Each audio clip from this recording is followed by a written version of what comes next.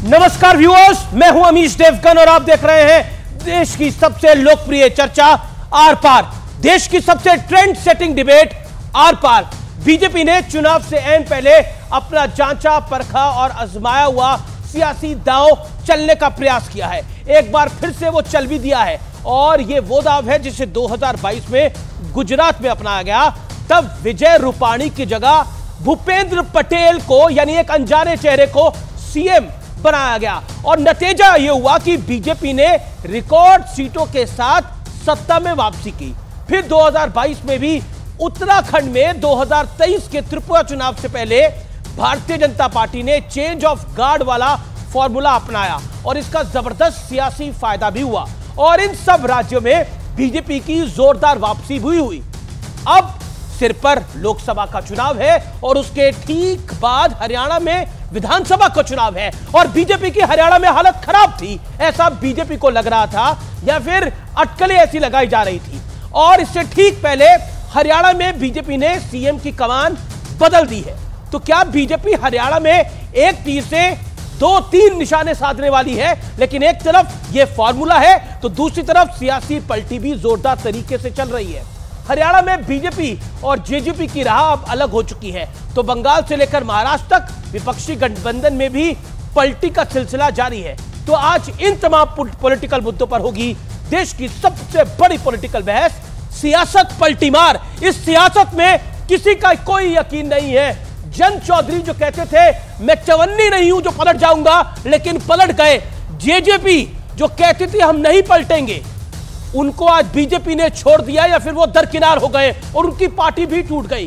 क्या वाकई ये सियासत पलटी मार है और इस सियासी हमाम में सभी एक समान है? आज इसी पर होगी सबसे बड़ी पॉलिटिकल चर्चा। मैं नायब सिंह ईश्वर की शपथ लेता हूं कि मैं विधि द्वारा स्थापित भारत के संविधान के प्रति सच्ची श्रद्धा और निष्ठा रखूंगा।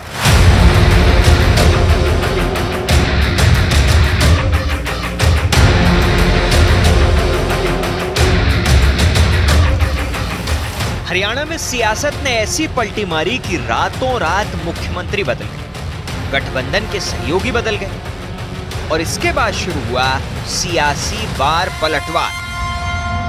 ये कभी ना जनहित का गठबंधन था, ना हरियाणा के हित का था, ये ठगबंधन था। लोग मन बना चुके छत्तीसगढ़ जी कांग्रेस की सरकार बनाने जा रहे हैं। प्रेसिडेंट रूल के अंडर चुनाव होने चाहिए। हरियाणा की जनता असलियत जान गई है। अब ये चाहे चेहरे बदलें, चाहे नकाब बदलें, इससे कोई फर्क नहीं पड़ेगा। विकल्प कांग्रेस है। ये कांग्रेस के अंदर कल्चर है कि हुड्डा साहब का बेटा जितना भी नकारा हो, लेकिन हुड्डा साहब की जिद के कारण उसको राज्यसभा में भेजना ही पड़ेगा। शैलजा जी को घर ही बिठाना पड़ेगा। हालांकि कल ही पीएम मोदी ने मनोहर लाल खट्टर की तारीफ की। मनोहर लाल जी और मैं बहुत पुराने साथी हैं। दरी पर सोने का जमाना था, तब भी साथ काम करते थे। और मनोहर लाल जी के पास एक मोटरसाइकिल रहती थी, तो वो मोटरसाइकिल चलाते थे, मैं पीछे बैठता था। लेकिन पलटी सिर्फ एक राज्य में नहीं है। शुरुआत हुई बिहार से, जहां नीतीश कुमार ने पलटी मारी। फिर राज्यसभा चुनाव में हिमाचल में खुद कांग्रेसियों ने पलटी मारी, तो उत्तर प्रदेश में अखिलेश यादव के विधायक पलट गए। इसके बाद बड़ा खेल हुआ बंगाल में, जहां ममता बनर्जी ने कांग्रेस को झटका देते हुए सभी 42 सीटों पर अपने उम्मीदवार उतार दिए। उधर मुंबई की एक सीट पर उद्धव ठाकरे गुट ने एक तरफा उम्मीदवार उतारा तो कांग्रेस बिदक गई। यह गठबंधन धर्म का उल्लंघन है। जब तक एनडीए फाइनल लिस्ट नहीं करती और अधिकृत तौर पर घोषित नहीं करती, तब तक पे जिन सीटों पर आज भी दावेदारी चल रही है अलग अलग पार्टियों की तरफ से, उन सीटों पे अपना उम्मीदवार घोषित कोई नहीं कर सकता। लेकिन आज बड़ा सवाल है कि गुजरात के बाद हरियाणा में बीजेपी ने जो कदम उठाया है, क्या वो लोकसभा और आने वाले विधानसभा के चुनाव में बीजेपी के लिए मास्टर स्ट्रोक साबित होगा? आज इसी पर होगी देश की सबसे बड़ी बहस, सियासत पलटी मार। और आज का आर पार भी जोरदार होगा और वक्त है अब आर पार के सुप्रसिद्ध विश्लेषण का। मैजिक वॉल पे चलते हैं। मास्टर प्लान 370 के लिए बीजेपी के मास्टर स्ट्रोक का विश्लेषण। Master stroke number 1, action. Haryana में जेजेपी से नाता टूटा और जाट वोट बैंक में बंटवारा, इसका रिएक्शन ये होगा। एक्शन ये और रिएक्शन हो। मास्टर स्ट्रोक नंबर 2, देश भर में सीए लागू करा। गृह मंत्री अमित शाह ने जो वादा किया था, प्रधानमंत्री मोदी ने जो बात कही थी। रिएक्शन, कोर वोट बैंक को एक बड़ा संदेश है मुल्क भर में, देश भर में।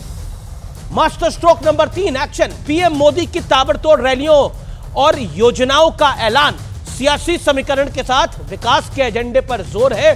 बीते कुछ हफ्तों से ये हम देख रहे हैं। Master stroke number 4, action. 15 से 19 मार्च के बीच साउथ में दर्जन भर रैलियां करेंगे देश के प्रधानमंत्री।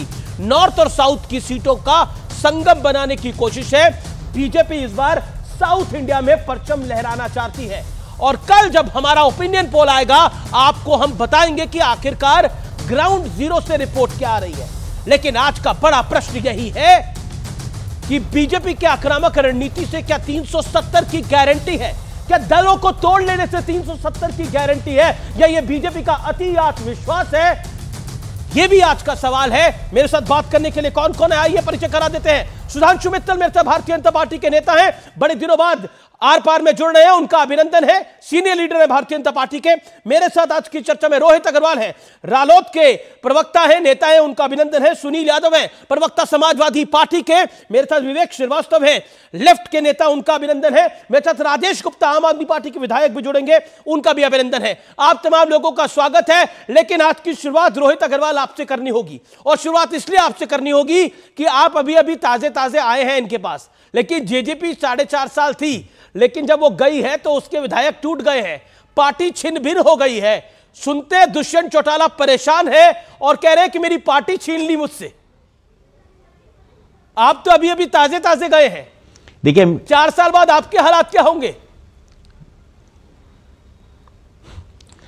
देखिए, हालात जनता तय करती है, हालात कोई पार्टी या कोई गठबंधन तय नहीं करता है। राष्ट्रीय लोकदल जहां था वहां है।